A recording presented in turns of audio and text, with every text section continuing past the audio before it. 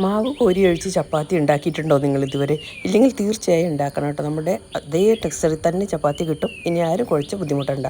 അതിനുവേണ്ടി ആദ്യം നമുക്ക് വേണ്ടത് 1 കപ്പ് ഗോതമ്പ് പൊടിയാണ്. 1 കപ്പ് ഗോതമ്പ് പൊടിയിലേക്ക് ആവശ്യത്തിന് ഉപ്പും 2 സ്പൂൺ ഓയിൽ ഒഴിച്ചു കൊടുക്കുന്നുണ്ട്. സൺഫ്ലവർ ഓയിലാണ്. പിന്നെ 1 പിഞ്ച് മഞ്ഞൾപ്പൊടിയും 1 സ്പൂൺ പഞ്ചസാരയും 1 കപ്പ് വെള്ളമാണ് വേണ്ടത്. അതിൽ പകുതി വെള്ളം ചേർത്ത് നമുക്കൊന്ന് അടിച്ചെടുത്തതിന് ശേഷം ബാക്കി വെള്ളം കൂടി ചേർത്ത് അടിച്ചെടുക്കണം.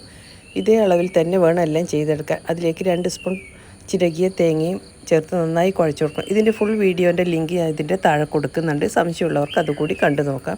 ഇനി നമ്മളിതുപോലെ പരത്തി കുറച്ച് സമയം വെച്ചതിന് ശേഷം അതിൻ്റെ മേലേക്ക് 1 സ്പൂൺ എണ്ണയോ നെയ്യോ ഒഴിച്ചതിന് ശേഷം 2-3 പ്രാവശ്യമായിട്ട് തിരിച്ചു മറിച്ചിട്ട് പ്രസ് ചെയ്യുമ്പോൾ ഇതുപോലെ പൊങ്ങി വരും. നമ്മുടെ സാധാരണ ചപ്പാത്തി ഉണ്ടാക്കുന്ന പോലെ തന്നെ നമുക്ക് ഉണ്ടാക്കിയെടുക്കാം. സംശയമുള്ളവർക്ക് ഫുൾ വീഡിയോ കണ്ടു നോക്കാം.